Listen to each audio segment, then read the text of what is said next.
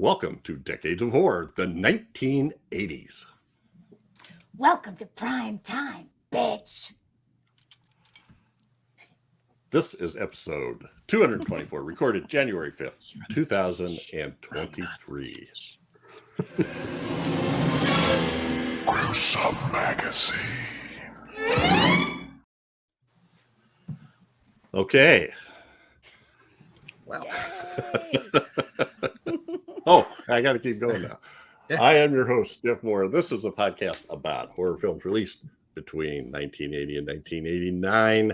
Each episode, my co-hosts Bill Mulligan, Crystal Cleveland, and Chad Hunt and I will tackle another classic or not so classic film from this radical, gory, influential, and gruesome decade. First up is Crystal Cleveland, the Living Dead girl and co-host of the Gruesome Magazine podcast. How you doing, Crystal? I am doing fabulous. I'm really excited about tonight. If you can't tell, I got my Freddy sweater. I got Freddy back there. I got my Freddy poster. Actually, I have.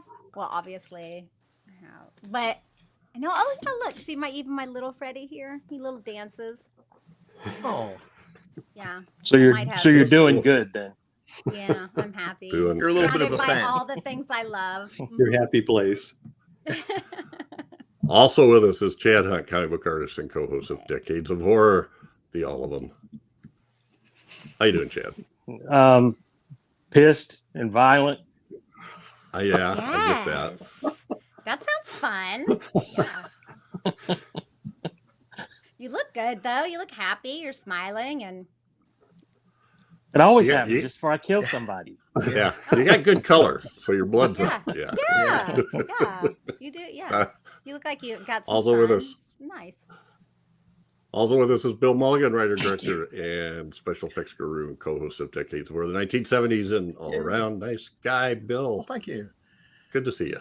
Thank you. I'm actually a little under the weather. I got that little stomach thing that's going around, but I feel better than I did this morning. I slept. Unlike some people we know, when they say get rest, I get rest. So I'm feeling a whole lot better. I've been looking forward to this and glad it actually is working. And I know who you're talking about. Anyway, also joining us tonight is one of our good friends and frequent guest hoster, Ralph Miller, all the way from the West Coast. We have to span the continent. So, Yeah, we have to go. How you doing, Ralph? I'm doing Miller. fantastic. I'm so happy to see you all again. yes, These are So happy. intercontinental. Uh-huh. Fred jumped all over it. You know, this time it actually worked out because the first time I became aware of Ralph was when he saw that we were Killer going to do Attack of the Killer Clowns, and he emailed me and said he worked on that movie and wanted to know if we wanted him to join the podcast. And we had recorded it like the day before. So this time he saw our schedule pop online on the first one. Oh, wait, what are you guys recording at? Tomorrow. So it worked out. Before we get any letters from people, it is Killer Clowns from Outer Space. We all know that that's the name of the Yeah. movie. What did I yeah. say? Right. Attack You of the said Killer Attack of the Clowns. Killer Clowns. Which I is always do that. Well, That's a I great like name the for the Killer sequel. Clowns. That's So, probably an yeah. Attack alternate of the title in Italy or Killer something. clown tomatoes. Killer Clown Outer Space. Yeah. Yeah, But you knew there are that. certain movies that I continually they morph into other things in my brain, and they Could have just been like worse. that. You Anyway, could have said the Sisterhood of the Killer Clowns or something. I mean, So- yeah, close. I think that was actually my choice too. I think I picked Killer Clowns. Oh, It's bless one your of my very heart. favorite. Oh, it's I one of my think you favorite did. movies ever. Was this your choice too, Crystal? Was this one your No. choice? Mm-mm. This Ooh. was Chad, wasn't it? Chad, yours, good Chad? Yes. Good show, Chad. Chad. Yep. It was just an excuse to have Ralph back on. There you go. Well done. I Oh, him again. Ah. let's get to the details here. And I had a hard time deciding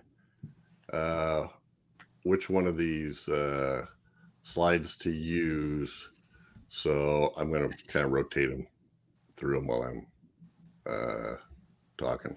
So Okay. our topic today is The Nightmare on Elm Street 3, Dream Warriors from 1987. Yeah. And there we have Freddy Vision, I think. God, it's so good.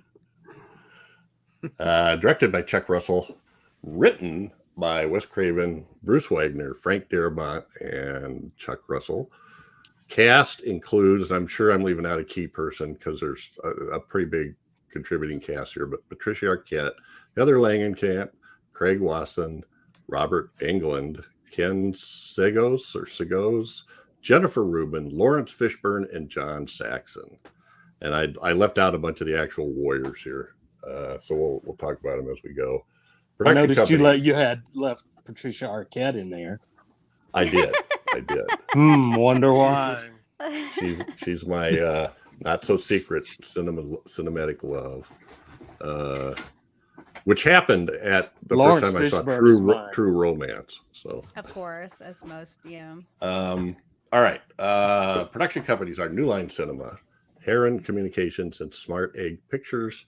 Filmed in Los Angeles. Filming dates October 15th through November 1986. And it was released on February 27th, 1987.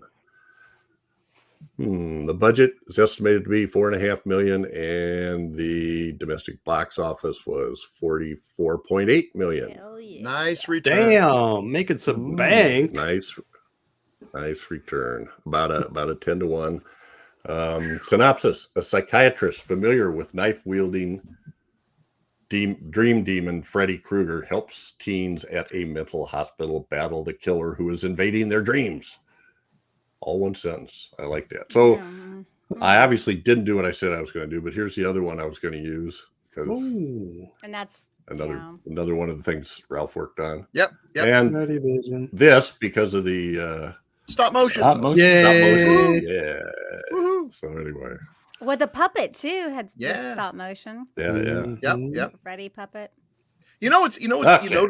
you notice something. Just it was released just a few months after they finished it, and this is one of the advantages of having good practical effects.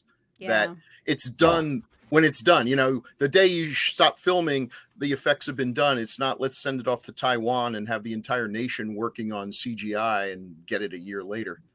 So another plea for practical effects there. Still, the stop motion takes a little while. That's true. They were able to pull that off. Yeah. All right. Well, let's. What was that? Sorry, Killer that was a clown. I will silence Yeah. the It clown. was that Killer Clowns from Outer Space? It was Okay. Attack of the Killer The Clowns. clowns have left the building. I need some killer clown stuff. All right. Well, this is Chad's pick. So Don't blame we'll me. have him go first. We're going to jump right to first impressions. Change it up wow. just a little bit.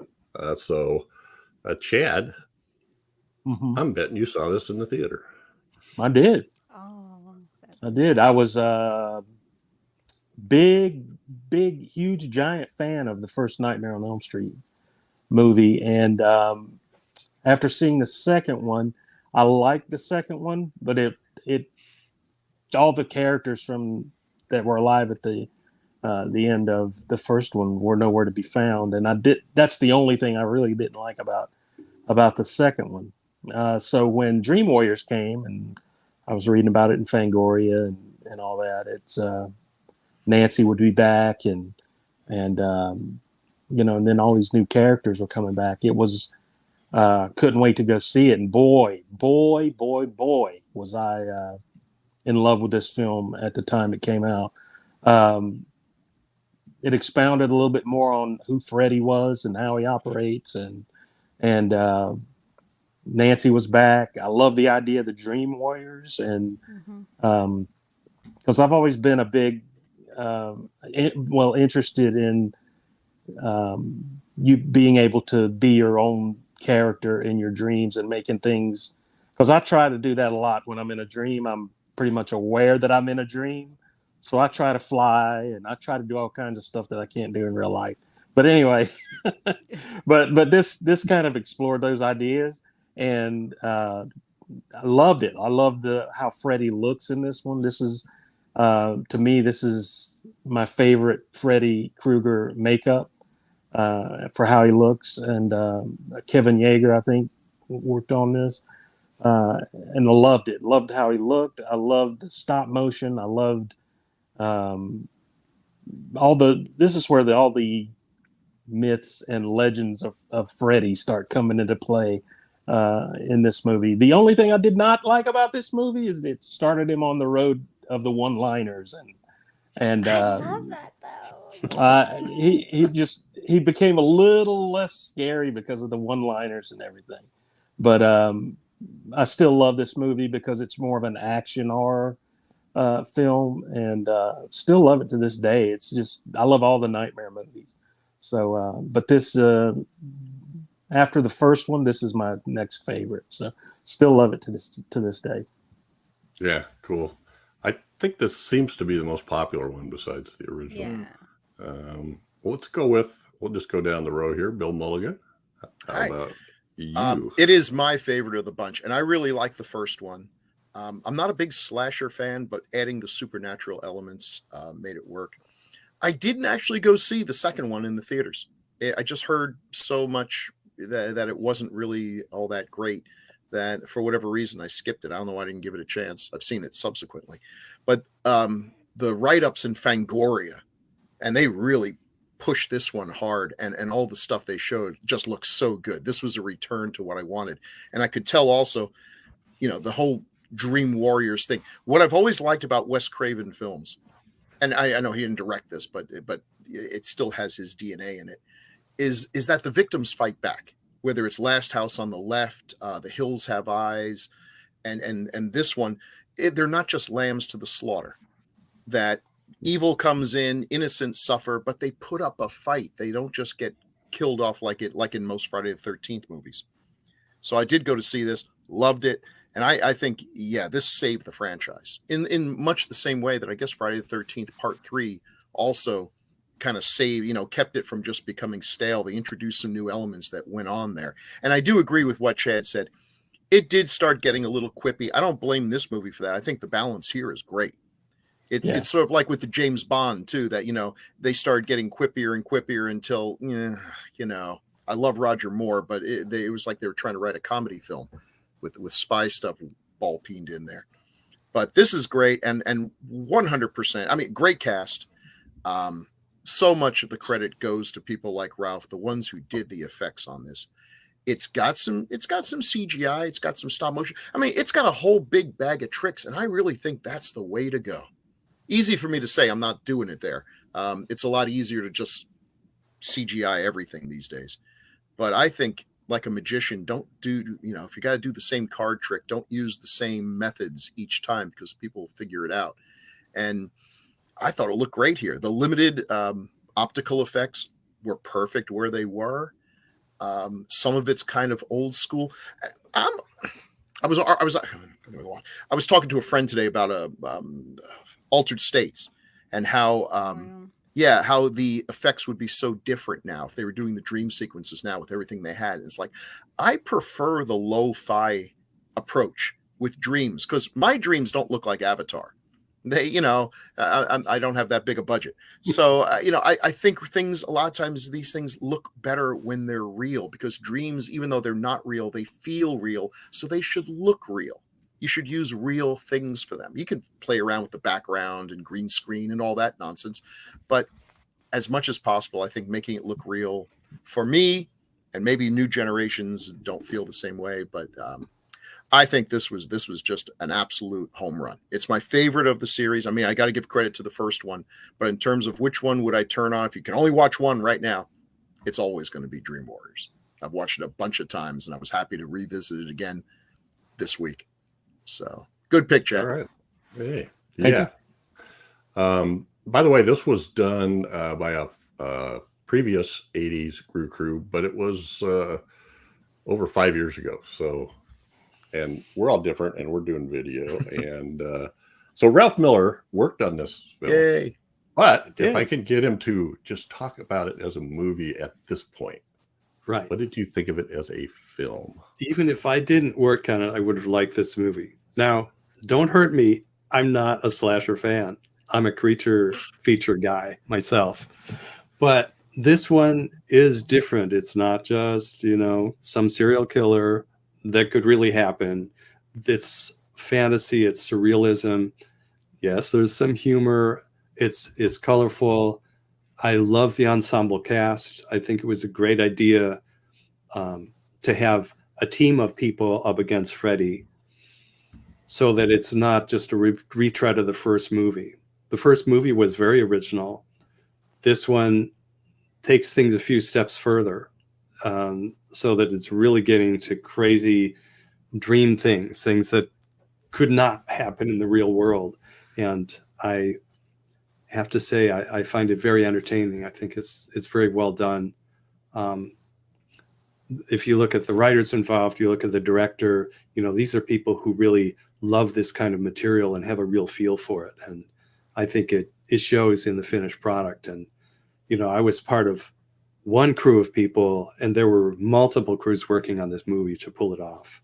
And to have one little piece, to be a little part of this big picture, I'm very happy that I had the opportunity to work on it. Yeah. Cool. Awesome. We are too. Can't We're wait glad to you hear worked on some it. other info from you. Yeah. So Crystal, in all her Freddy glory here. Mhm.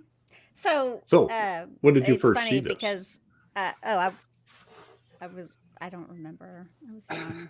Like, I didn't see it at the theater. I was too young for that. Like, that was never gonna happen. But wow, like it's funny because Bill mentioned that this movie saved the franchise.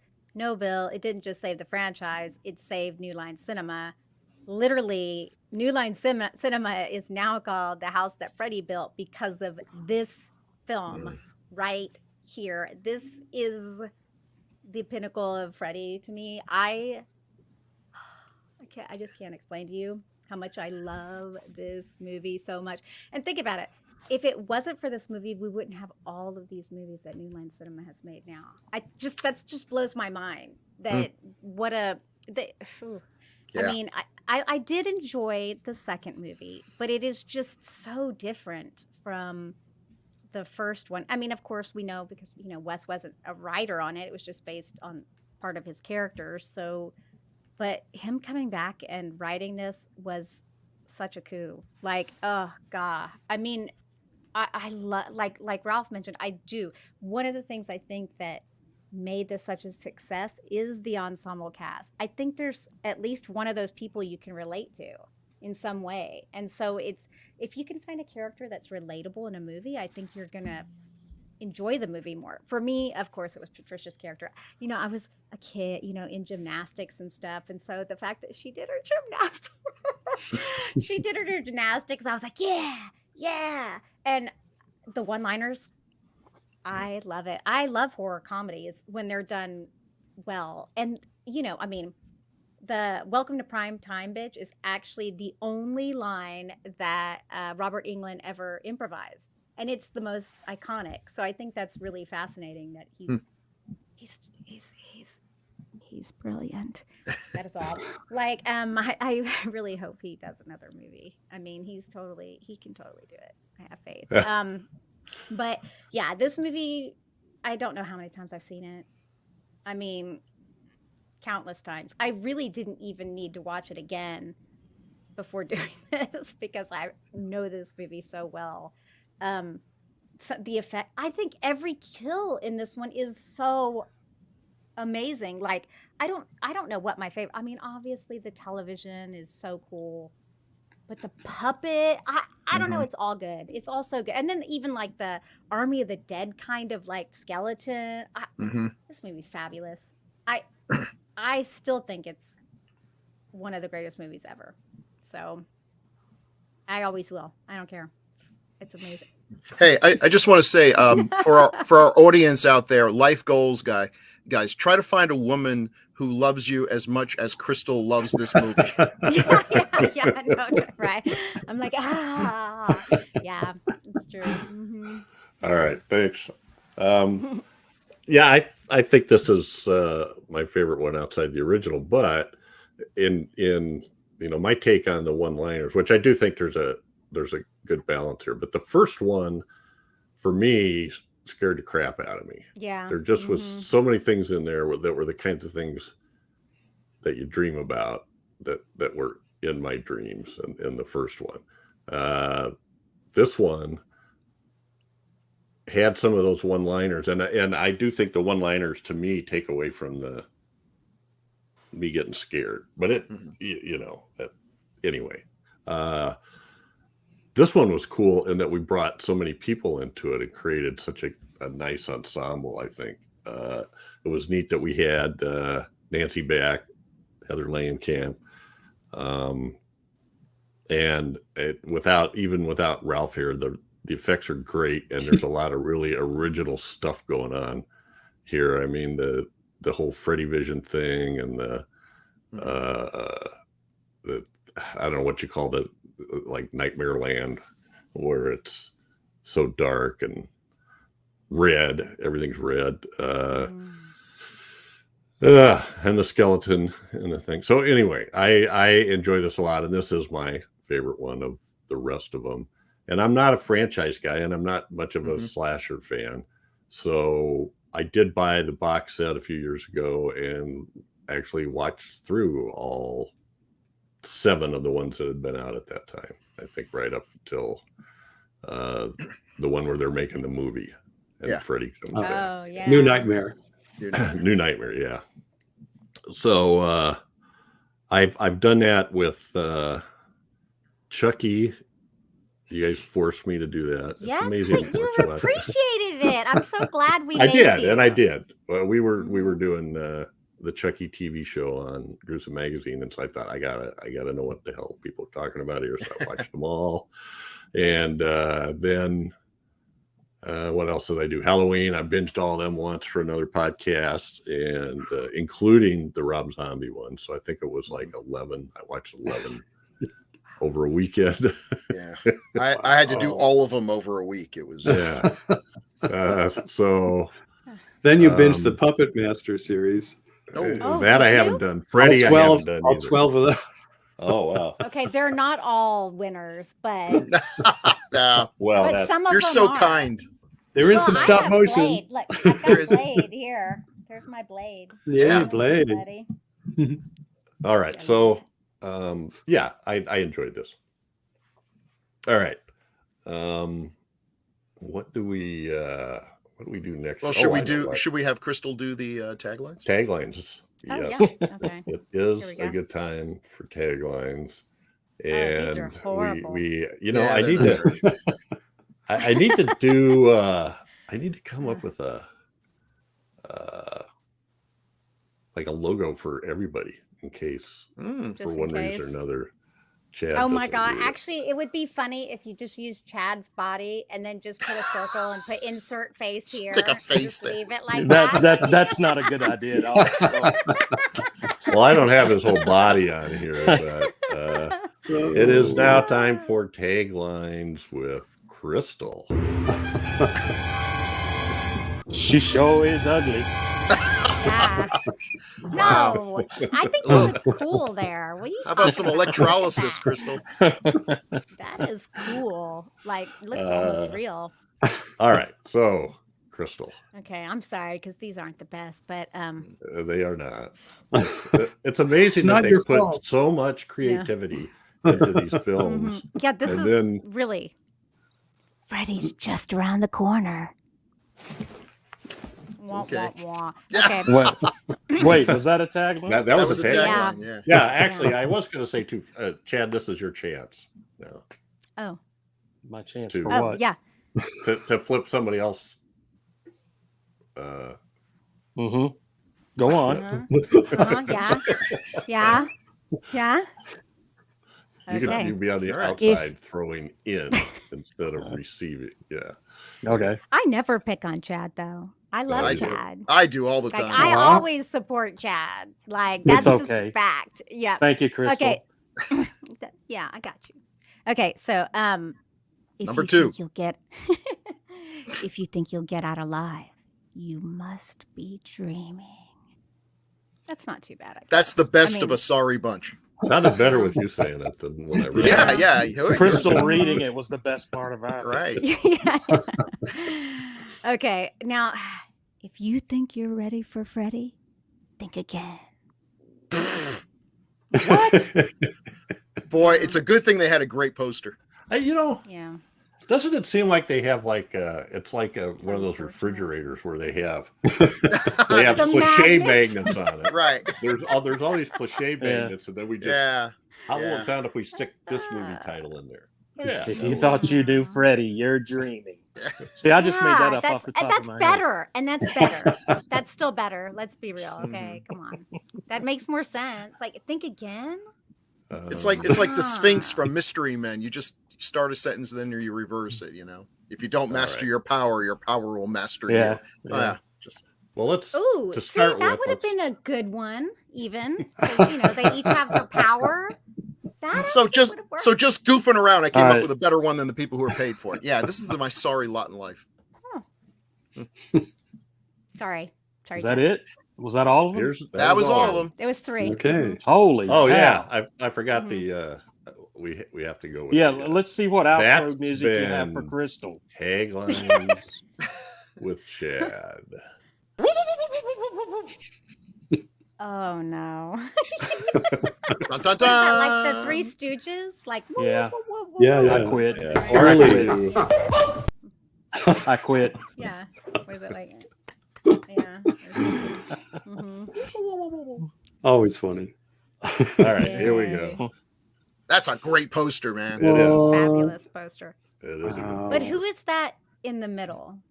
I think it's supposed to be Patricia Arquette's character. isn't it? She's blonde.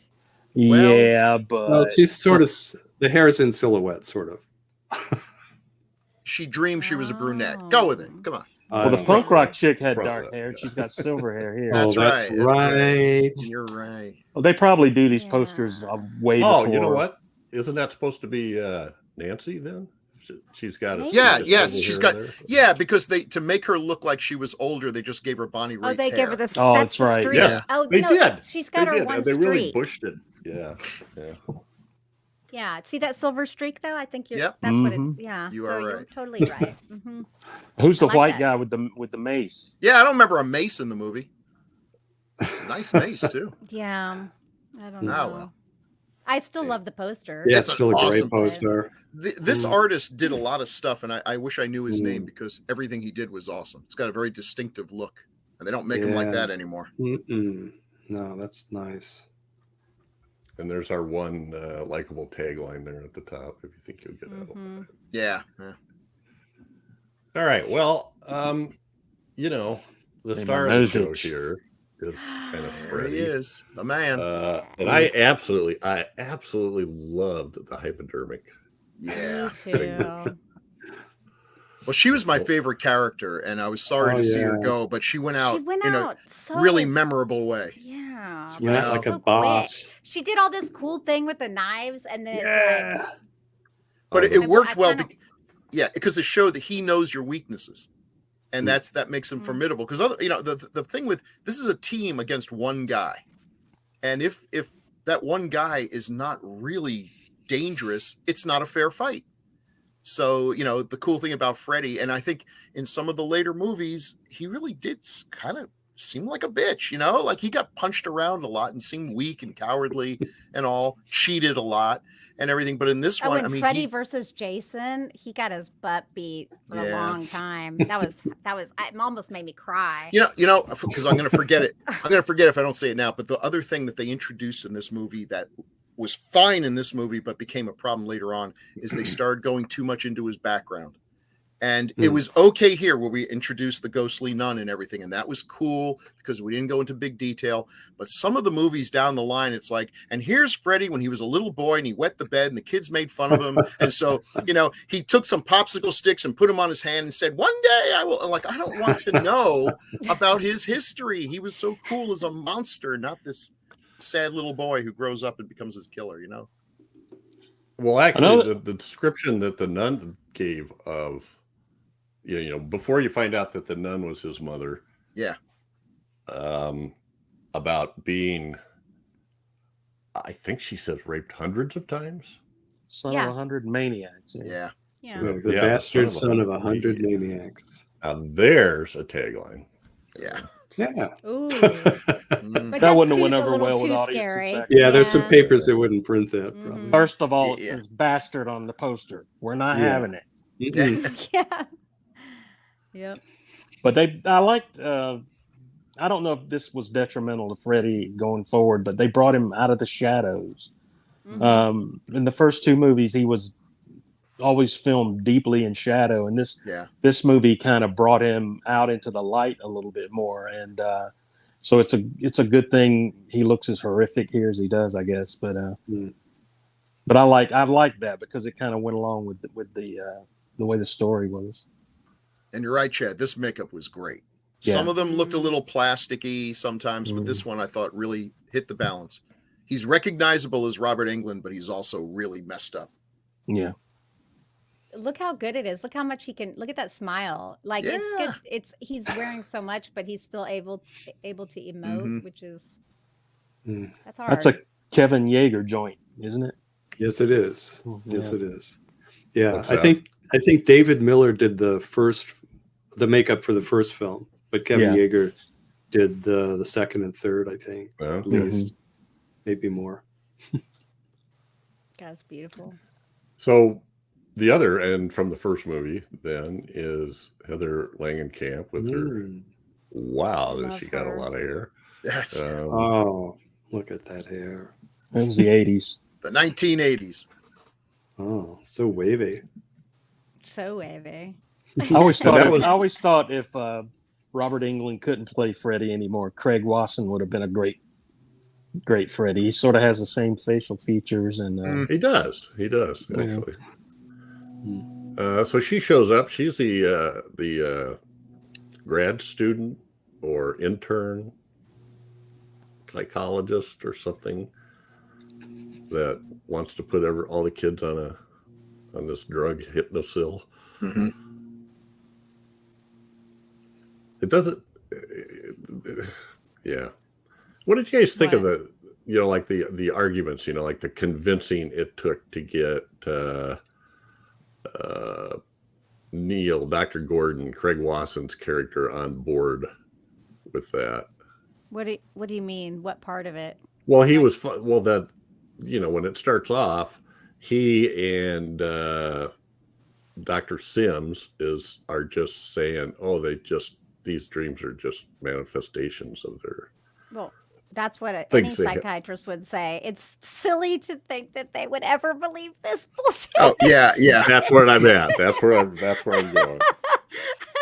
like that's well, they're horrible though. They're horrible therapists. Okay, let's just be super legit. Because after the one dude, they think he commits suicide, he proceeds to say he let us down. What? Yeah, What? yeah. Wait. Yeah. How about we come back, roll this whole thing back, and realize we're dealing Yeah. with not just See, that was psychiatry. Psychiatry. We're Yeah. yes, We know what you mean. Well, Yeah. but we're dealing with people that are even institutionalized, which Psychiatrology. you need to even be more delicate with. Yeah, you're right. They're terrible therapists, and yet Yeah. what makes them terrible is that they're doing what a real therapist would do, which is not believe this nonsense Of course about not. some boogeyman Yeah. with, if you send your kid to be treated and they immediately believe that all the crazy things that are going through their head are actual Mhm. truth, you need to move them to another facility. Right. Yeah. But which okay. is why I always thought this movie would have been a lot better if all these kids have intestinal problems and all these doctors were proctologists. I think it would have went over easier.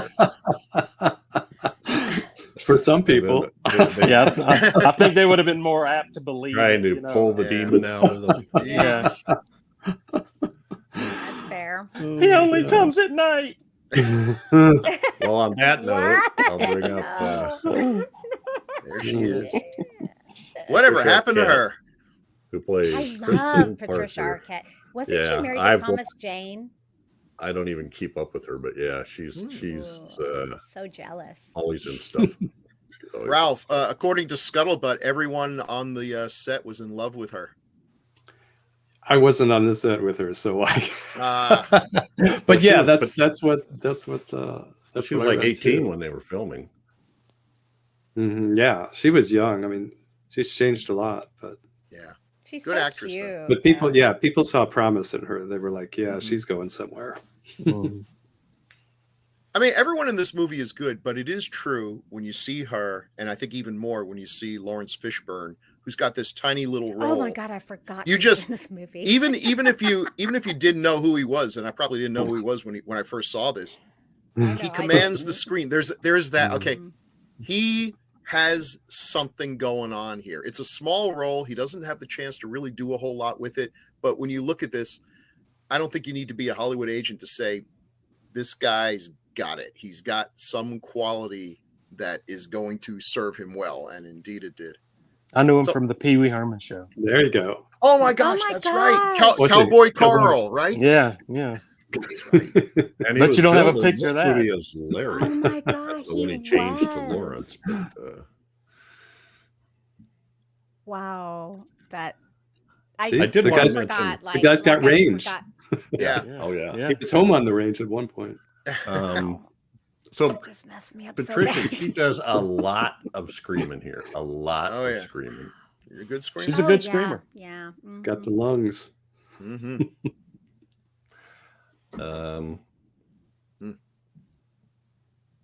Yeah, because she has the ability to draw people into the dream. She's the one that makes the whole Dream Warriors thing possible, right? Right. Mhm. Now Yeah. she's in the sequel. She's in the Dream Master, right? Or did they recast it for that? That's another Um, girl. That's the I think lead they recast there. it. They yeah. recast it. I was She's a thinking, redhead, I think. The character's the same, but it's a different Kind actress. of red. isn't Jennifer Rubin in? She's the punk rock. Yeah, I don't think Yeah, she she's made a it. punk rocker. No, not her. Who she went on to do a movie called Bad Dreams. Oh, That's Yes. right. funny. That's right. Yeah. Kind of a Freddy knockoff. Yeah. Mhm. See, I Maybe that's like what the I was whole thinking of. dream. I like the dream trio. I know, and I know a lot of people don't like the following two, but I Dream did Child, like yeah. Dream Master and Dream Child. I like Well, them. Dream I like the Master. whole- Dream Master was the best grossing one, so clearly a lot of people did like it. Actually, I I read think that that- Freddy versus Jason was biggest. Oh grossing. no, you're right. You're absolutely right. Yes. But that was second, and this I think third. Yeah. But Uh, I think that that's because this one was so good Sure. that they saw those. Because Oh, this one added a lot of momentum This to did the it. franchise. Yeah. hmm Yeah. Winner, winner, chicken dinner. Yep. Mhm. All right. We just kind of get through the cast, the stuff that Bill My has. So Desmond fave. Rubin. Oh, yeah. Yeah. I've always Which had a is- thing for punk rock girls, and she was cool. Yeah. But she she's say cool. something like, in my dreams, I'm bad and I'm beautiful," or Beautiful. something like that. Yeah. yeah. It's like, Yeah. what? Like, when is she not beautiful? Wow. That's, That bottom picture. Not much of a stretch. I don't know. I All still right, think she's beautiful. I don't know. Those Crystal. veins aren't necessarily deal breaker. Crystal, at any point in the last few years, have you ever thought that you're not pretty? Yes, Of and course. that answers the question right I'm there. like, Why of would she think that? course. Oh my Because- god, every day. Because Okay, all yeah. beautiful women who aren't psychopaths seem to have this Wow. thing where they think they're not as pretty as everyone else in the world knows they are. So there's the answer to your question. Amazing. And her mom was horrible too. Oh, yeah. Yeah. So that's like, But I mean, she's such a good character. You Her feel mom bad in the when she movie. dies. yeah. Oh yeah, in the movie. Yeah. And that's what a horror movie should do. I mean, yes, not everyone makes it to the end, but let's feel bad when they die. She had weakness. She put up a fight. He was able to overcome. She put up a really good fight. I mean, she was winning, Yeah. and he was able to grab that one thing that she couldn't overcome, and so she lost. But you know what? She went out like a boss. She went out on her But- feet. What did he say too? See, another one-liner that killed me because after he's like, oh, what did he Yeah. say? What a rush. What a rush. What a rush! It's What a so rush. good. It's so good. Yes. Road Warrior. But what a great So effect good. too with the little track marks. Oh. Like suck, Ew, sucking, those were gross. look like little sucking Horrible. mouths. Those were so It's so bad. horrifying. Yeah. Yes, it was so gross, but so because I was like, ugh. Yeah. Yeah. Yeah. There were several makeup effects crews. There was Kevin Yeager, who did Freddy's makeup. There was Mark Shostrom, Greg Canham, and I think that Greg Canham's crew did those effects, the veins on her face and the little mouths, hungry little mouths in her arm. That It was is Greg so Canham's crew. good. It's so Yeah. It's like a It's superstar like- effects crew right there. But Sure. you know what? It kind of plays into the holes thing. It kind of looks like holes a little bit, and That you that know, whatever They that are. term is for whatever. The track marks. Yeah. And I always The- thought they looked like little mouths, Mhm. Yes, like little Ooh. birds Ooh. waiting to be fed. Like You know? little Seymour's feed me. Yeah. Mhm. But now Brilliant. supposedly in the workflow, it says that originally her head was supposed to explode, but they didn't like how it came out, so they left it out. I'm kind of glad. Yeah. I mean, it didn't I've- need it like that. No. Yeah. I don't know if you got the storyboards from me, Jeff, but I've looked at the storyboards and they show her eyes exploding in the storyboard. They don't actually show the whole head exploding, but I did read that they said that the head was supposed to explode and it didn't really look right. I don't I think it did. needed that at all. Oh, that storyboards, actually came baby. out. Okay, It's trying like- to oh, yeah, there we find. go. now who drew these? Peter Von Scholey. He also did storyboards for The Blob and many other movies. Nice. I know these two because they're both Chuck Russell films, and I worked on both of them. So I loved his storyboards, and in fact, I have the complete set of special effects storyboards from by Peter Von Scholey for this film and for The Blob, and they're some of my favorite things. Nice. I love the way he draws Freddy in those. Mhm. So one Yeah. thing, the reason I pulled this in, I mean, I guess we can talk about it later, but No, we can talk about it now. Yeah. well, okay. So let's see. Are these in some kind of order? Well, they're in the order of the number of the picture. That's the only way that I know because I haven't had a chance to look at Okay, it. okay. Yeah. So So this was the first kill, of course, and we'll get into this some more later when we have some more pictures that deal with this. But I had the whole 5 pages of this complete sequence just so you could get a sense of Mhm. what the storyboards look like and how they tell the story. I don't see the one that you were talking about. Maybe you didn't. Yeah. Okay. With So Jennifer that's- Rubin. Yeah. Okay. Yeah. So here you can see this follows up before. So first you have the grabbing faucet, and now you have the Freddy Mhm. Claus faucet handle. Right. Yeah. That's and awesome. then With Yeah. the grabber. There. Then you see the big arm come out and flashes down out of view. I don't know why anyone hasn't produced those faucet handles for purchase because I definitely put them in my bathroom. I've seen them. There are some like that, but I haven't seen them in a hot minute. So, but they are cool. Although it would kind of freak me out probably to use them. I Eh. probably not want to put my hand on it. So the reason that I put this one in is notice on the bottom right it says close-up television, Yes. Sally Kellerman and Oh, Tom yeah. Snyder on talk show. Oh What? yeah. Who They're are not those in the people? movie. No, they Yeah. didn't know who it was going to be, but instead they got Dick Cavett and Zsa Zsa Gabor. yeah. Mhm. Much better choice. And Zsa Zsa was Dick Cavett's choice because he said she's one person who's so stupid I would never have her on one of my talk shows. Wow. And Man. apparently she had no idea what was in store for her in this movie. She just Yeah. signed up, showed up when she was supposed to, Mhm. and then Freddy comes out and attacks her, and her reaction is Proving real. Dick Cavett right. Mhm. Well, not Which only, do we camera, get, darling? not only do we get the return of Heather Langenkamp, we also get the return of John Sax. John Yay! F. Saxon. Yay, John Saxon. John Saxon.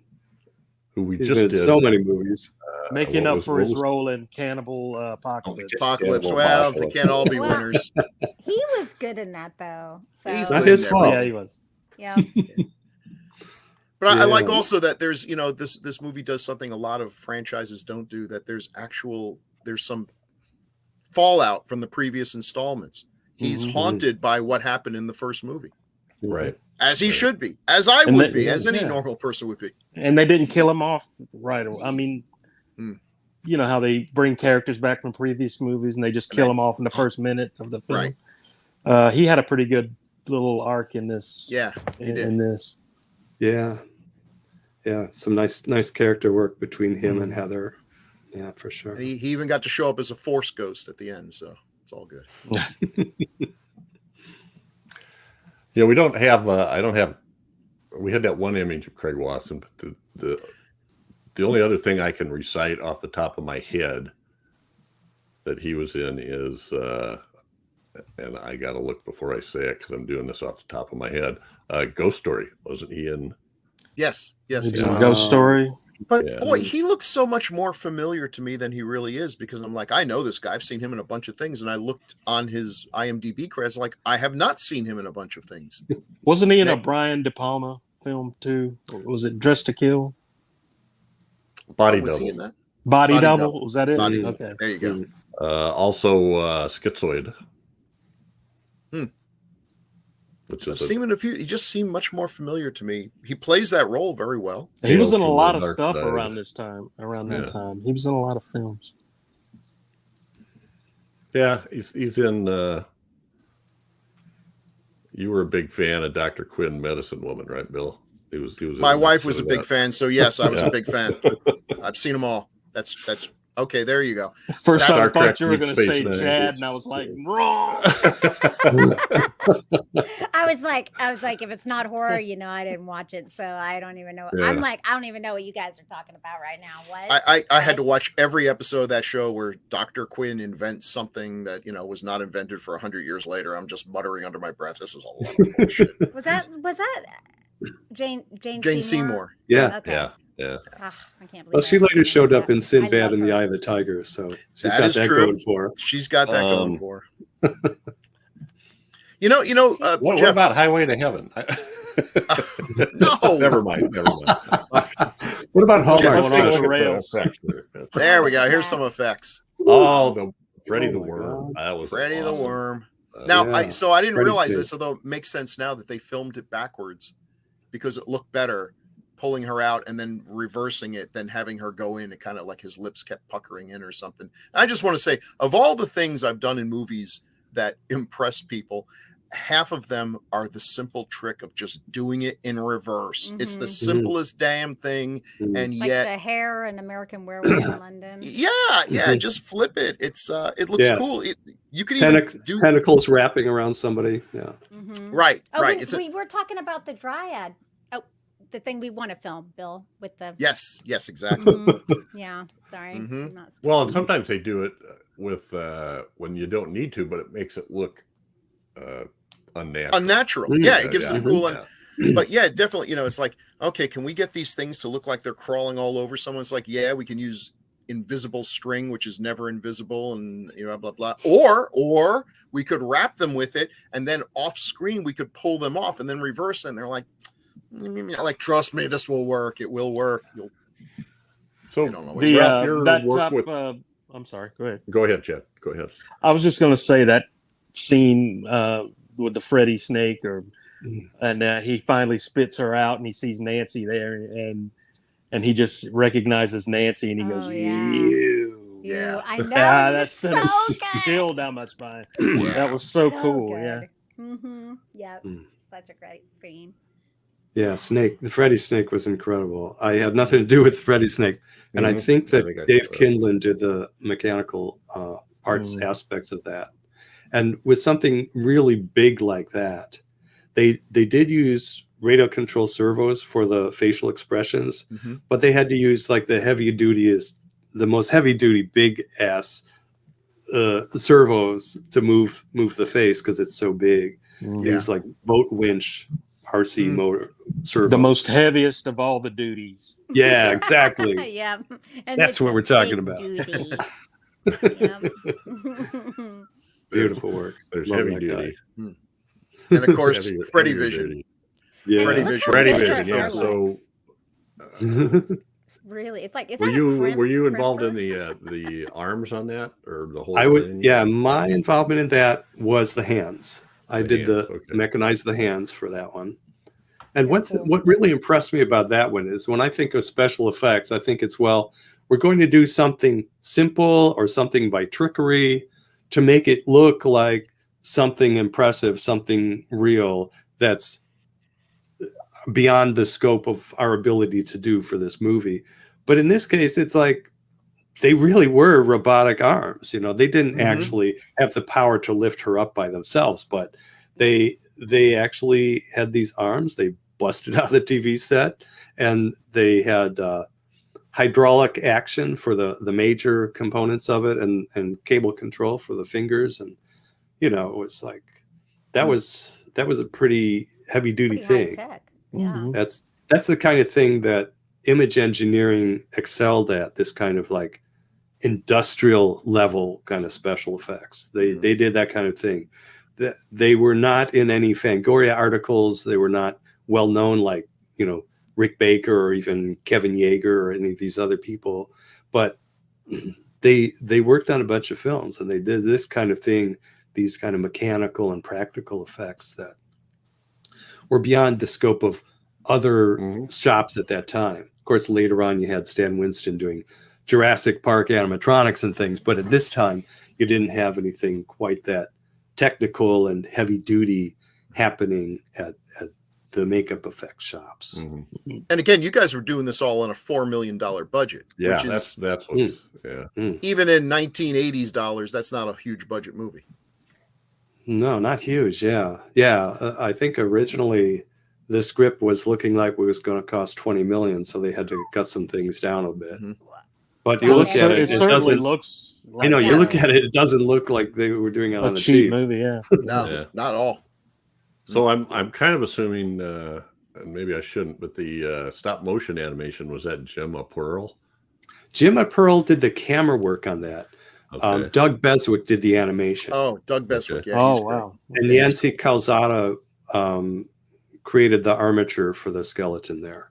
So so that's what's so clever about it. Look how like that one hand is like the blades to his long, his fingers are. I love that silly little touch. I know. Oh yeah. It's nothing, but of course this just remind me of Army of the Dead. Like, Yeah.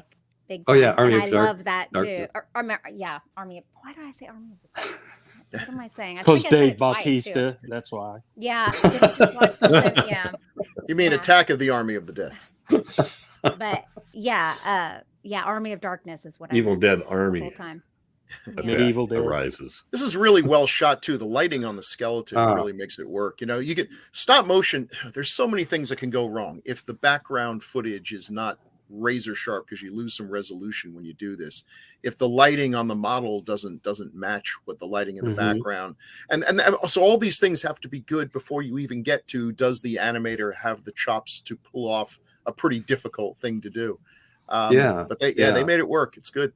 Jim Pearl, who was involved in the photography of the stop motion and of course the lighting as well.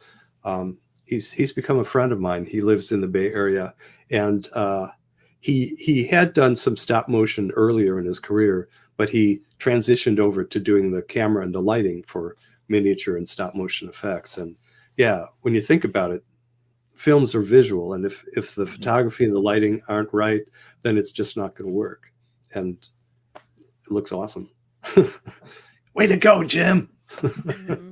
And Crystal pointed out earlier, there was also stop motion animation in The Puppet, when the puppet gets Freddy's face, which once again they did by reversing the footage. You know, it's like, oh yeah, you could like build it up, and each time it looks a little bit more like Freddy. Boy, that sounds like a lot of work. How about making it look like Freddy and then gradually just wiping it a little bit away each time and taking a photograph and then reversing it? It's like makes way more sense. Yeah, that's smart. Well, what do you got? I'm trying to remember what else you got here. Oh, yes. The Freddy puppet, the one I want to actually, like, cosplay was, as like, that one day. I That is get to be Freddy. You have to play a tall, you need a tall person to play the marionette. that's true. The But puppet that's master. that is Not such to mention a horrific giant person. image. You know, your veins coming out and being you're a marionette with arteries. Oh, that's just genius. Awesome. I know. He's got some strong arteries there, this guy. Yeah. I guess I thought they were tendons or something. Yeah, But that's still. And Oh, they're I guess that makes more sense. well, okay. Nothing actually damn makes long. sense. No, none of it makes sense. Yeah, I mean, right. if you think it's like tendons or ligaments, the connective tissue, it's like, well, how long is a tendon? You know, you look at a drumstick, tendon's like that long. The drumsticks, it doesn't run the whole length of a limb. But here I and go that's why talking they about tear reality. and- Sorry. It's like it's all Yeah. some crazy dream or something. Yeah. Dream logic. You can get away with That's right. anything. That's right. So I'm on a cool. desert It freaked a island lot with of young people Morgan out. Fairchild. There Oh, we here go. we go. Oh my God, the seesaw. She's on a seesaw. Well, That's clever. That looks we call that incredibly a uncomfortable. sawhorse. That's a Oh, song. a sawhorse. Isn't it? Oh, whatever. A sawhorse. I'm sorry. I'll bet she A was sore saw. the next day, though. Boy, that does Yeah, not Mm. look that's at what I all meant. comfortable at all. A So the seesaw, top so one is sit part of down. the, or the middle one is part of the stop motion. Sawhorse. Yes. Yeah, you can see the little guides they use to. Yeah, they're The surface gauges. The surface Yeah. gauges. So Yeah. cool. Okay. That's before you had video that could capture several frames and run it back for you. The only way you could see what you had just done before the next day or so was to have these gauges where you just set this pointer on a given spot on the figure, and then you move it and you can actually see how far you move that particular part of the model. All right. So, You got to tell me, did what- Harryhausen use something like that? Oh yeah, sure. Sure, he did. did. Yeah, I and would in love- fact, in fact, some of these stop motion geeks who love his movies and the movies of other stop motion animators will find they'll freeze on the frame and they'll find that there are isolated frames where Yes. they accidentally left that surface gauge in place. Yeah. Okay. You know, and Uh-uh. and when Harryhausen heard somebody remarking on that, he said, "What? Do we have extraterrestrials here who can see 1/24th of a second? This is Yeah. crazy." But now you can freeze frame it on video, and Right. Can you imagine what it Right. must have been like animating something like the skeletons or the Hydra, where you have so many parts? Oh my God. yeah, the 7 skeletons, forget it. We will not see his like The again. concentration in that Yeah, brain, yeah. I just cannot imagine. Can't. So the head on the television here is just fake, right? Like there's no. The Freddy head. Okay, for this shot, it would be. Yeah. So Okay. sometimes like the girl who's getting picked up, at a certain point, she transitions to being a dummy. Mhm. And the Freddy, we'll probably see some more pictures that are a little more illustrative, but remember, it's a transformation that the head is coming up out of the top of the TV. Mhm. And the way that's done is there's a dummy head and there's a dental dam, you know, a big piece of sheet latex, and they push the head up and they have a Dental dam, vacuum that pulls in the air so that it sucks in close to the face. And then at a certain point, they transition to a close-up shot where you see the actual actor with the rabbit ears on his head. Okay. I remember when I was looking for work back in the 80s, I showed some of the Freddy Vision shots, pictures I had to David Miller, who'd worked on the first film. And he's like, wow, they're really doing weird stuff in this movie, because he'd worked on the first one, but he didn't know what was happening with the third. And when he saw that picture, he's like, wow, they're getting crazy. they're getting crazy in there. Ah, they're really getting crazy. What's this? Yeah. And then we have, I'm glad Bill found this. But, Oh, yeah. Look at that head of hair. Yeah. I You used are- to you have are- hair. You are second from the right, right? That's right. The guy with the Stegosaurus shirt. Exactly. That's Oh, Ron he's right in McInnes there. to my right Okay. and Phil Hartman to my left. And on the far left, you've got Joel Fletcher. And Is then, that Ratfink? Is that short? yes, that's Ratfink? Ratfink. Yeah. Big Daddy Ross Ratfink. You bet. That's so And funny. and then the guy with the beard next to him, that's Joe Starr. Joe Starr was kind of the real genius who who helped all of us work out how to make this happen. Joel Fletcher, the guy on the left, was involved in making the actual, you know, fixtures for the Freddy faucets and making the TV sets, because he had to make several TV sets for different shots. You know, one where you know, Robert Englund could wear it so his head could be sticking out of the top of it, one that could bust out, and then one that had the robot arms already all the way out. You know, it's like there's a lot of work to make the several shots that give you the effect. And I Oh, should and say- these are from Joe Fletcher's website. I was going to say these are from yeah, Joel you can see Fletcher's his website. name there. And I love that top picture. Look how elegant that looks. Yeah. Yeah, it does look- Yeah. very nice. Mhm. Yeah. It looks like a little jewelry stand thing I have that actually tilts like, and it holds jewelry. Like I Yeah. have one that looks almost. I just think like you that. need that. You need that. in Yeah. your I do. life, so. I do. Freddy's. I can't Glove. remember the guy's name on the end with the blue shirt. Oh, But that's Ron McGinnis. Ron. Okay, I said I saw this picture and I was going, "What does he need all those keys for? That's the biggest keychain I've ever seen in my life." And I realized it was a Freddy The hand. hand. Oh, Wow. Freddie, what are you doing with that hand there? What are you I thought the doing? exact Yeah. same thing, Yeah. Chad. That's funny. Yeah. So, I wasn't involved in welding. I wasn't involved in making the TV. I was strictly involved in the hands, and it was fun work. And I was completely following what Joe Starr told me how to do because he knew his stuff. This Well, guy. so is this There we go. Okay. That's cool. Yeah, not the sharpest picture, but you get the idea. So this is the hand mechanism for the dead Freddy hand that grabs somebody in the arm, I think. So okay, gotcha. that was mechanized, and then of course the mechanism there would have been covered up, so it looked more like bones and rotted flesh and such. Well, what's going on here? Oh yeah, what's that? That What It's his Time machine. exercise bike. Yeah, before we had the Gazelle, we had this. So this is actually, my understanding is this was left over from the Loch Ness. Is it the Loch Ness Horror? I think it's called. Oh my God, Jerry Oh, Chandler no. just flipped out. Okay, the Loch Ness Horror, which that sea serpent actually Yeah. made a reappearance in the bullshit or not sequence of Amazon Yes. Women on the Moon. Could it be that the Loch Ness let's see could it be that The Loch was Ness it? Monster was Jack the Ripper. that's it, Jack? I couldn't remember Jack the Ripper for some reason, but yes. Yeah, with was it Joel Silver was hosting. Anyway, we're getting a little bit off track, but so That's all the right. idea is that you've got these big ass levers and you sit on these seats and you can see it's tandem. There are two next to each other. And I think you also had these big bars that you could push down with your feet. So each of these two people is controlling 4 aspects of motion. And therefore, between us, you'd control 8 different axes of motion, 8 different parts that are moving. And so this was used, it had been designed for the Loch Ness Monster from Loch Ness Horror, and it was repurposed for Freddy Vision to control those big robotic arms. Okay. Yeah. I didn't Very actually cool. control it in the movie, but I did sit in the chair so I could get a nice picture. I never would have imagined there's a straight line from a Larry Buchanan movie to Nightmare on Elm Street 3. So there you go.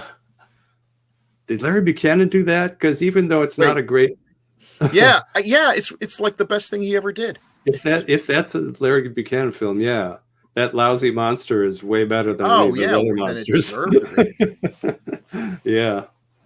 Well, so now we're getting to the. Is that a Casio watch you're wearing? Oh my god. You betcha. Wow, only the best. That's cool. Hey, he's only got one shirt, but he's got a good watch. Yeah, with those watches, you could actually set an alarm for November 16th at 2:30 p.m. It's crazy. Can you believe that futuristic technology? Almost That's Dick actually- Tracy-ish. Look, the 80s were freaking cool. Okay. Those watches Yeah. are so cool. I would totally wear one right now. I can add 2 + 2 on mine. This is like that scene in the movie where your creation, turns on you. You're like, no, get back! I made you. No, stop. Yeah. And even inside, it's kind of not the best resolution picture. I should have sent a larger format file to you, I guess. Well, these look It's great. just so last Oh, I minute. I was understand. afraid you wouldn't get the pictures in time. But you Well, can I see. didn't have. That's fine. I didn't. Normally, I would, compress them to a middle so we could see some of us. But Yeah. Not a lot of time today. yeah, So that's all right. That's all right. But you can see through the open TV screen area. You can see some of the mechanisms that were used to control the arms, and you can see a lot of cables running down and the hydraulic lines. They actually used pneumatic cylinders that are ordinarily just used for air to make all the larger arm movements work, but they actually used them as hydraulic cylinders. So in other words, they filled the lines and the cylinders with fluid, and the fluid was actually kerosene. So we had to make sure it wasn't leaking, because that's tends to be flammable. But it had the right viscosity. There you go. Look at all those. See? That's crazy. Yikes. Just imagine if that leaked and Ugh. caught on fire. Let's not. That would be bad. Yeah. So you can see the framework for the TV is all welded, and you got Do these not touch cylinders. So it was just put up on a couple of barrels just so we could get it at a height where the arms weren't on the floor. Yeah. Well, there's some other stuff here. I'm not sure. Oh, there we are. Yeah. So this is how the fingers were controlled. For the 5 fingers, there were just 3 cables. There was one for the thumb, one for the pointer finger, and then the other 3 fingers all moved together. Not that you necessarily notice this in the 1 seconds on the screen, but Right. it was there. Well, And also you can see kind of the way the hand works, most Yeah. of the time. you can also see that you can rock it left and right. And okay. I think that might also you could spin those like clockwise and counterclockwise. So you were controlling a fair amount with just 2 hands on this. Yeah. Oh, there we are. It's one of my hand mechanisms. Yeah. That's neato. Yeah. So on the knuckle side of the fingers, there's a little spring. So that's the return spring. And then you just need 1 cable on the underside to pull it and get the fingers to flex or retract. Yeah. Are the fingers supposed to be made out of glass? Like Okay. Are These those TV fingers, screen there? those are acrylic, and they just They- painted them, right? exactly. They're like Oh, okay. Lex. Gotcha. They're like Lexan, so they were nearly unbreakable plastic. And the idea is that they're not going to be as dangerous as Dangerous, of metal course. blades. Getting too close Yeah. to people. So they got painted up so they look like metal blades. Mhm. Now for the one Gotcha. that Because machines never run amok. for the one that Not busts according to out of Rod Serling. the one that busts out of the TV was actually metal claws on that one, but for the other ones that were used on the Okay. set, it was the acrylic claws. Well, this is a little more of a. There you go. So here you see the metal claws; those are aluminum there, and you can see how there's 1 cable going to the 3 of the fingers, and then 1 for each of the other ones. Mhm. Yeah. Cool. Yeah, good times. Yeah, so that was all Joe Starr's design, but I did just what he wanted me to do. So you've got little brass tubes that are silver soldered to little brass plates, and you've got screws So and just- cable housings, all that good stuff. Was he just walking around looking over everybody's shoulder, or sitting over in the corner waiting for you to come say, "How do you do this? How much?" Oh, he was busy. He was building stuff Yeah, sure. himself too. I mean, there was a lot to do in this show. No Just doubt. for our crew, and we weren't the only crew. So yeah. So I think we have a Oh, there we are. There's another shot. Yeah. okay, Yeah. and then I've got a sequence of pictures of the faucet. Oh, good. Yeah. What's going on inside? Yeah. So this is inside. So I was involved in the metal parts and the plastic parts that you see at the top.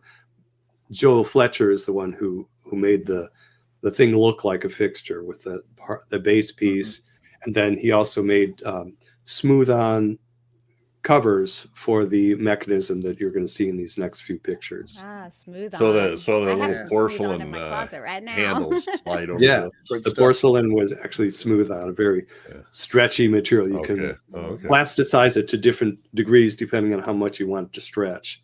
Too much and it becomes bubble gum, but if you stretch it, use the right, there you see they're starting to pop out. So you can't really see that clearly, but right at the bottom of that brass tube where the white piece is coming out, there's a very small tube that was like a cable housing. It's like on a bicycle, you've got the cable, and then there's this sort of tubing that the cable runs through. Well, that's kind of how that functioned. But instead of like heavy duty cable, this was Dacron fishing line, probably, 30 or 50 pound test. So it wasn't going to break. But the thing is that it's kind of like string. It can really go around a curve. Sure. So in this case, it's going around inside the tube, and it's connected to the very inside or back part of that white plastic piece that's coming out. So when you pull on the line, it's going to pull on the inside of that white piece and therefore push it out. So that's what's going on there. There we go. And then the line went right through that hinge that causes these to flex, and because the line's pulling on it, it causes them to pop up instead of being out straight like they were. This one was somewhat based on what Joe had come up with for the blade fingers, but when it came to this, he's like, it can't be done. I don't know how we can make this work. But I said, give me some time. I'll work this out. And I was able to do it.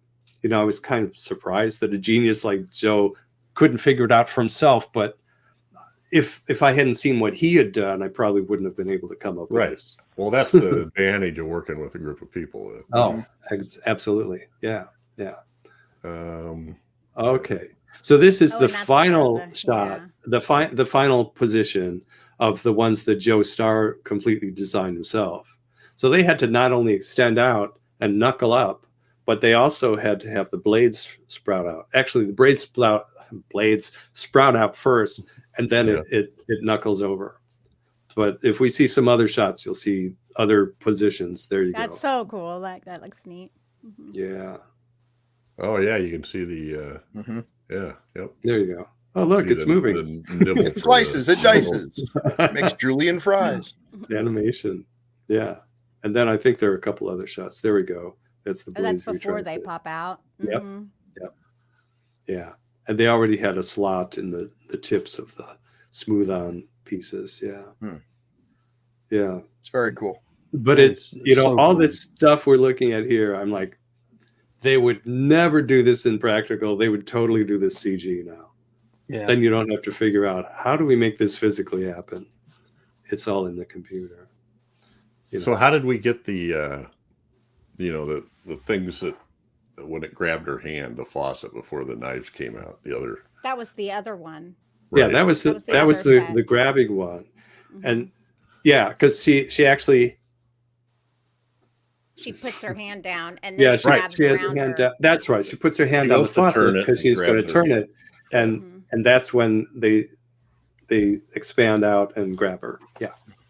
And then once it's got her, then you went into these other ones where it looks like it's turning her hand over, but really the actress is causing it to turn over because once it's attached to her, it had a more flexible arm, and it would just follow whatever she did to expose her wrist there.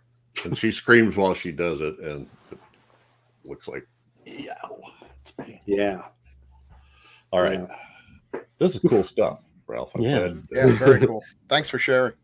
Unpublished photos you've never seen before. Yeah. Only here on Decades of Horror. That's right. That makes so much sense now how they did it.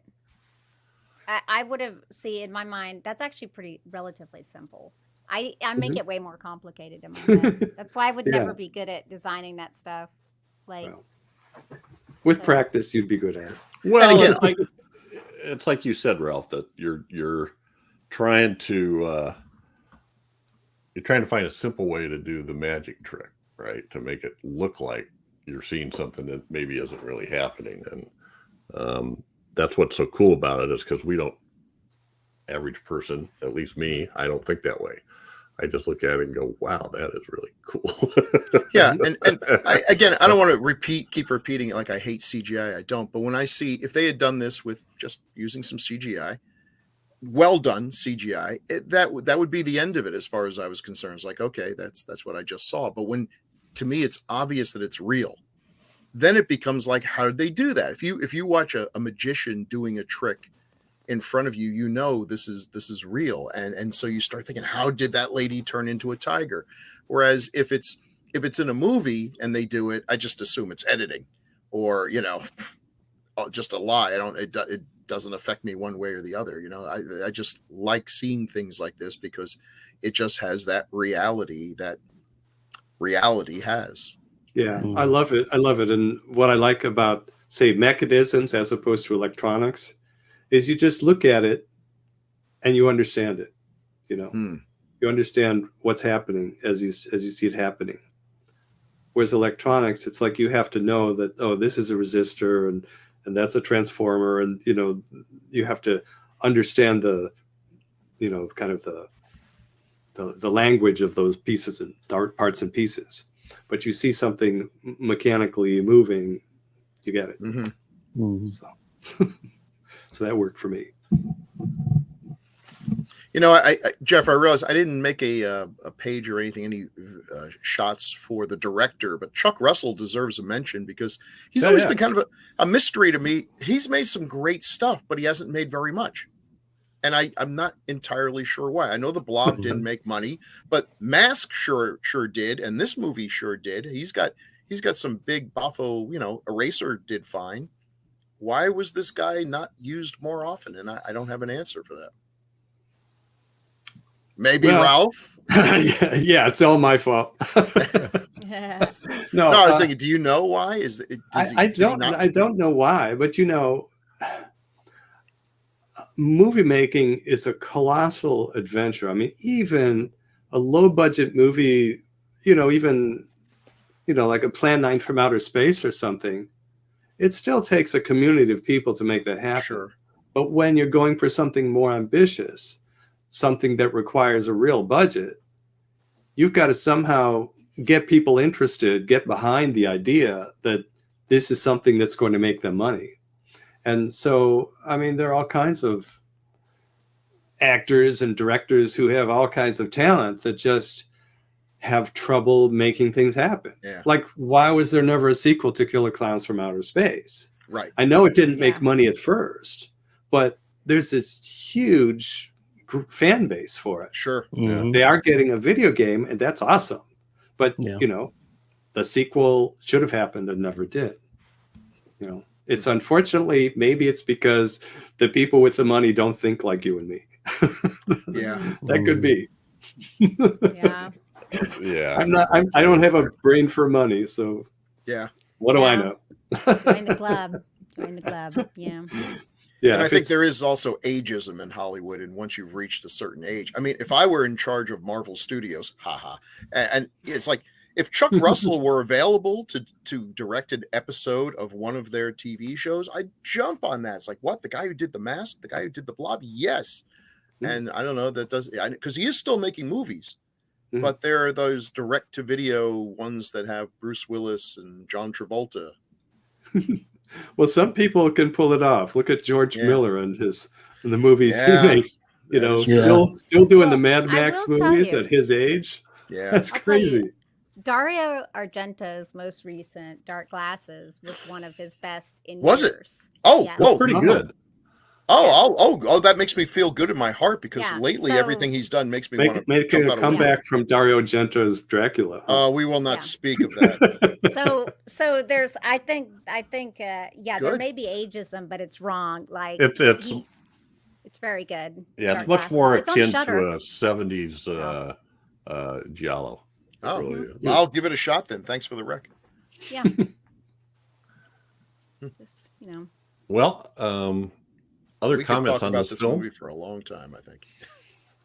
we Stuff all you love wanted to it, say, you didn't get apparently. to say? I mean, this is Patricia Arquette's first film, I believe. And I'm thinking it was Jennifer Rubin's first or second. I just say this is, when you think of 80s horror, this is one of the ones you think of. Maybe even more so than the original Nightmare, which is, like Chad said, a much scarier movie. I don't think any of them were scary really after that one. But this is the one that has the franchise. This is the one that, created the character. And it's the character that people come back for. This one had Dawkins. Oh, it did. It Yes. The Dream Warriors song. Yeah. Over the end credits. Yeah. Yeah. I love it when there's a good theme song for a horror movie. Yeah. Doesn't happen all the time, but that Mhm. that was a good one. Yeah, this was her first film credit. But she had a bunch of movies that came out in 1987. Well, one of them was in the Doc and Dream Warriors video, There you music go. video. Sure. She was in, I was trying to think of different. She was in an episode of Tales from the Crypt. She did Stigmata. Oh, I love Yeah, I remember that Stigmata. one. Mhm. Oh my God, Portia de Rossi was in that. She is cool in that. She was in Oh. True Gabriel Romance, one of my Byrne. favorites. But Yeah, I Real love Burn. True Romance. another I really love TV show my wife made me watch, Obviously, Medium. True Romance. Medium was it. Yes, Oh, Medium, yeah. Okay, I love Medium. yeah, Medium was I good. watched Medium too, and nobody made me. Yeah, I didn't protest on that one the way I did. For Well, others. it was like horror kind. I mean, it was. Yeah. Mhm. It was like a horror Lost show to Highway. me. Like, well, Lost I don't know what that Highway. is. David Speaking Lynch. of Oh, she worked with some good people. David Lynch. Oh, I mean, I would wow. just say How did I this miss movie- that? This movie is such an 80s thing and also so influential because so many other creators looked at what this did and tried to imitate it. And they were always searching, this will be the next Freddy, this will be the next franchise. It's hard. It's this character. You know, you look at some things like when Stan Lee and Jack Kirby were inventing the Marvel Universe, and you just think to yourself, my God, these guys just got every detail right. This stuff, you know, these characters, yeah, other people came along and embellished them, but the fundamentals were so there and were able to be built on. And yeah, they just knocked it out of the park with Freddy. Every little aspect, his dopey hat, his shirt. I mean, yeah. They didn't know this was going to go on. I'm sure they didn't think there were going to be however many movies there were out of this, but they made a character it was a solid foundation, and people were able to put other bells and whistles on, and still doing it to this day. Mm-hmm. Yeah, I think it has a lot of really memorable scenes. If you think of creative kills, this one has some really creative kills because it's this dream world. It's this surrealistic world, you know. So there were like image engineering. All the things that we were involved with were part of a second unit. And there was a second unit that was dealing with the stop motion stuff, but it's just there's so much to it. It's so involved, and it's, you know, there's so much that it takes to make a film of this kind, and there were just a lot of talented people involved to pull that off. One thing I remember is, you know, there's that wheelchair, that crazy badass metal wheelchair wizard with mace and spikes and everything, that when the dream wizard makes that explode, they had a perfect replica of this big heavy metal wheelchair, but the replica was all made of cardboard. This guy who called himself Captain Cardboard put it together to look just like that, so that when they blew it up and, you know, the shrapnel was flying everywhere, it wasn't going to hurt people. Yeah. Right. That's smart. And it's cool because it looked just like the real thing. I never would have guessed that was cardboard ever. Yeah. So Good job, Captain Cardboard. Right? You know, there are packaging engineers and cardboard engineers. They really are. Yeah, I would imagine. You could save a lot of waste, I bet, by... And you can make it really hard for people to get stuff out of the box, which is the fun part. That too. Yeah, I'm sorry. Yeah. All right. Yeah. Well, one thing that has personal meaning to me is, see, my parents who let me go off to California, they still lived in Illinois. And this was the one shop I worked at where they actually came to visit the shop, got a chance to come out to California and see what we were doing. And so I've got pictures of my parents with the big scary wheelchair, and my mom and me next to this TV, you know, Freddy Vision TV. And they finally got a chance to see my element to see what I've been up to all these years. And what really surprised me, see, they love me. Well, my dad's gone, but they love me very much. Sure. And they encouraged me, and my dad put me through college. I mean, I owe so much to my parents, but they would also go and see movies that I worked on. Like they saw Killer Clowns from Outer Space, and they said, That's so sweet. yeah, the four of us in the audience just loved that movie. Yeah. It was a cult movie. What can I say? Well, I was one of them. Yeah, right there. Yeah, I can count on Chad. but they said that they saw this one and they enjoyed it very much, and that kind of shocked me because they're 25 years older than me and much more conservative in their thinking, let's say. I was surprised that they could see this movie with all this craziness and all this blood and violence and things and actually enjoy it, so right. that was kind of nice. And that's part of the reason why I like some of the one-liners and that sort of thing is because I think for people who don't like traditional horror, it eases their minds a bit. Right. Because you have this break, and it does kind of break you out of what's happening.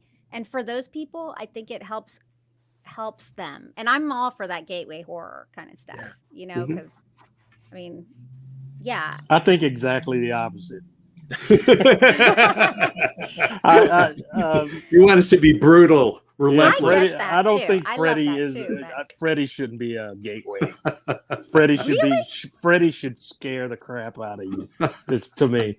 But even though I do agree there should be gateway films like that, I just don't think Nightmare should be one of them because there was a lot of people. There were a lot of people going to see Nightmare films, just going, "I can't wait to see what Freddy's going to say." Yeah, they weren't going to be scared, or they weren't going to be, But that. I'll split the middle here. I agree with both of you. Yeah, I prefer. Right. I prefer the scary stuff and everything. And some of the comedy gets a little lame, but I also think you can't make a franchise out of just pure horror. It's how many times can we have a scary Freddy movie where he's killing the Elm Street kids and he's killing a bunch of other kids and he's it's a great story, but it is a limited story. And so by making it into a character, because let's face it, they're here to make money. And what you said is exactly what they're thinking. Audiences are like, I can't wait to see what Freddy does next. Yeah. Well, then that's what you give them. You give them, I just wish they'd come up with better lines. That some of the later movies, some of his jokes are pretty painful. They're not even good dad jokes. They're just sort of silly. They're Henny Youngman bad. Yes. And where you throw so many, some of them are going to be funny. And it became easy. That's part of his brutality, Chad. His humor. Because I felt brutalized. Just kill me. If you're going to kill me and say that line, what? Have you guys seen the humiliating? I think it was Rick and Morty did a parody on Freddy. Does anybody watch Rick and Morty? I'll watch it, but I don't recall. I love Rick and Morty. Yeah, I think it was Rick and Morty where they had this character, clearly Freddy, and his big thing was everything he said. Oh yeah. Oh my God, I have a pen. Yeah. Oh, I remember that. I have a Rick and Morty. Yes. I remember now. So the character became easy to parody, which is in one sense kind of takes the scary away. It's also you got to be successful to be able to be parodied. You don't parody something no one's going to get the reference. Yeah. Right. If they hadn't gone that direction, Freddy might not have had the longevity and fan base that he has. Yeah. That's true. I agree. I mean, lately there have been a lot of films where they really try to be gritty and realistic and no humor, just mean. Well, the remake of Nightmare on Elm Street, it did nothing for me. But that was a whole nother issue. Well, all right. They really, or like you look at the Evil Dead films now. The Evil Dead remake is quite a different film than the original. Oh yeah. You might like both, but some people will really like it with the humor, and some people will really like it. That with new trailer. I like both. Yes, That's the some thing. people will like both. Like, I don't understand why can't we like both? And Right. I have to, let me tell you something. Please do. I have loved horror since I was a wee bairn, way before I ever should have been watching it. And I remember Ruined going you. to my, in a good way. But I remember going to Texas Frightmare Weekend like 15 years ago. Okay. And I think, Robert Englund was there. Let me just tell you, you could walk up to his table, you could just talk to him, you could just be there. It was nothing. He's a cool guy. Fast forward just 5 years ago, I couldn't even get his autograph because the lines were so long. And you know what? I'm Yeah. so thankful for that. Yep. That's what Mhm. I want. I want, Mhm. I was always like the weirdo. What is wrong with you? What do you like that, and I like that it's normal. It's more normalized now. And I Mhm. think movies like that are what has helped that. Like sometimes I think people need this to kind of get comfortable with the scariness. And then maybe, then they can move on to the full horror. I mean, we're all a bunch of weirdos here. So for us, yes, we love the horror. But some people, I'm like, whatever it's going to take to normalize. Yeah. Well, that's the thing too, everything I Chris. loved. I was going to say, Yeah. Crystal, people like you have also made it possible for, I don't know if you notice it. If you go to a convention, you're on the panel or something, or just walking around being Crystal, there's little girls that are looking up to you. It's like, this is what I can become, It's become Aw, acceptable. that's People like you, people like all of us really have made it acceptable for people to be openly, unabashedly in love with this stuff. So Yeah, yay us. It is a uniquely genre thing. yeah. Sure, there are people who are fans of soap operas or Hallmark films or, Yeah. romantic comedies, but you don't have conventions. You don't have rabid fans like you have. Mhm. And, going all the way back in history, I mean, we love the silent movies. We love the Mhm. Universal classics, the Mhm. Hammer films, all this stuff. And it's just wonderful that we live in this day and age when you can own that stuff on video. You can stream that stuff. You could you know, buy. Yeah, it's so Just cool, about right? anything is available if you Yeah. Mhm. know where to find it. Right. It's wild that It is. I mean- it's very cool. It's what a wonderful time we live in, right? Yeah, Really. yeah. Like, it's so Mhm. information is right at the tip of your finger. So, It do you have is, any- but the thrill of the hunt back then. going into a VHS store. There is Look at something those to be said video for that. boxes. Yeah. Right. Okay. You're I not like wrong. the picture on this box. Mhm. we could do Yeah. this for another hour. We I could think, Right? Oh, but yeah. we have Sorry. to. Yeah. I We do have to digress. Gotta wrap cut. it. Yeah. I did want to bring up a couple things that I've noticed related to podcasts that we've done. Remember, I think it was a little over a year ago, we did The Possession, Mhm. that weird movie with Sam. Sam Neill. Oh, yeah. yeah, No, yeah, yeah. Possession. I love that movie. Just- Yeah, it will be on Shudder, I think, starting Oh. today. Really? Oh, Yes, because Yeah. I've never seen and it. I'm assuming it's going to be the new, It's good. the new remaster, so to speak. Oh, Yeah. Yeah. So hey Oh. guys, you got a date? You got a date with that girl, and there you go. There's a movie. Get some popcorn and just This movie. well, that's your litmus test. Get Bill. some Yeah. ideas. Yeah. Get You some got that ideas. girl you've been trying to break up Well, with and for then the last other year? thing is, we Chat. did Chat The is- Mutilator last summer, Chat is and awesome. the Oh, trailer okay. for The Mutilator 2 is out. oh, Lord yeah. have mercy. Yeah. It's not what I expected. 35 years later. Mhm. And you know what I saw in the trailer? What? There was a guy walking with an artificial leg with a stump, and it's got to be the cop. It's got to be the Oh no! Oh, really? he lived. cop. No Wow. way. He No slices way. up, chops his. Yeah, it Have was you it was seen like The some kind of Mutilator, Ralph? convention or Like, I'm something. sure I you've don't seen know. it, right? Anyway, Now, I just warning Jeff, since you brought it up, for those of you, we're talking about the movie Possession, not The The Possessed, yeah, Okay, yes. yeah. Yeah. Just which we'll be Possession. talking about soon. It's one of my favorite movies, and that 4K version that we watched that had access to was so much better Gorgeous. than even the Blu-ray that I got from I I forget who did it, Mondo Digital, maybe. Yeah. Well, her rolling on the floor for like 2 minutes. Oh yeah, Having yeah. her fit was one of my In favorite 4K, you moments can in see all the cinema. detail in the body fluid. It's wonderful. That's right. That's right. And I keep waiting for this 4K It's disc to good come out, stuff. but I'm not seeing it yet. Anyway, You'll like it, Ralph. Yeah, I will. I Yeah. will. I know I will. Oh, So, and you have to see Scare Package 2 because Okay. it has a major homage to Welcome to Prime Time, bitch. Okay. The whole scene, the All right. TV, everything. Nice. That's it for this episode. Yes. But You every think? 2 weeks, maybe. But every 2 weeks, we'll focus on a specific film between 1980 and 1989. Next up is my pick. And I didn't really have it figured out ahead of time. So my last minute choice, which I've thought about many times over the last couple of years, is The Changeling. Oh, Good. Okay. Good. Yeah. That's a good one.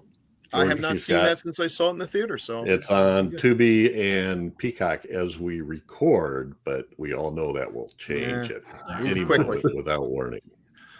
Plenty of ways to stay in touch. Everybody, please leave comments. We don't, and we're recording this kind of early because I'm going to be traveling and we've got some other things going on. So this actually won't come out, I think, January 25th or something like that. Ralph, but anyway, I appreciate it, Ralph. I'm really glad you reached out. Yes, sir. Do thank that you, Ralph. anytime. Don't feel bad. yeah, for anytime. doing that because we love having you. And I You're one think of us. I think I remember you telling us you worked on this and having a conversation that we'd ask you if we ever did it but brain dead. So Yeah. glad you It's said something. funny. Everything. It's like I usually got my credit a credit in the movies I worked on, but this is one where the image engineering group, they only gave Peter Chesney credit, the guy who's like the head of the company, and Well, nobody else got credit So, on his crew. Your name is on the Blu-ray that I have. Oh, okay, right. So maybe they added more names. Oh, when that's they There's like went through the video. some kind of catch-all title way towards the end of the credits, and you're in a group of maybe, I don't know, 8 or 10 or something. It's Yeah. not on IMDb. You're right. I know Right, that, yeah. but Yeah. That's cool. happens. And I think didn't Screaming Mad George do some stuff on this too? Oh wow. Yeah, he was involved. Yeah, he would have been working for one of the makeup effects groups, possibly Greg Canham or Mark Strostrom. I don't know. Yeah. But yeah, All right. he had a lot to do with the next. So give us Nightmare feedback. film. Give us ideas. Yeah. I know we have some ideas. Mikey Z has given us some ideas. Frankenstein's Island or Frankenstein's something. What is that? Is it bad? Oh no, You're bad. getting real excited here. And Gary Chandler, every time we post a new episode, he puts in the replies. Loch Ness Horror. horror. Better than Frankenstein Island. Yeah. Anyway, we love you all. Appreciate your comments and your Yeah. suggestions. So, Yeah. But make comments on the YouTube channel, and or you can send emails to feedback@gruesomemagazine.com, or check us out on the Facebook group. So anyway, catch us again here in 2 weeks for another great horror movie of the 1980s, as only decades of horror can do it. Say goodnight, everybody. Good night, everybody. Right. Everybody.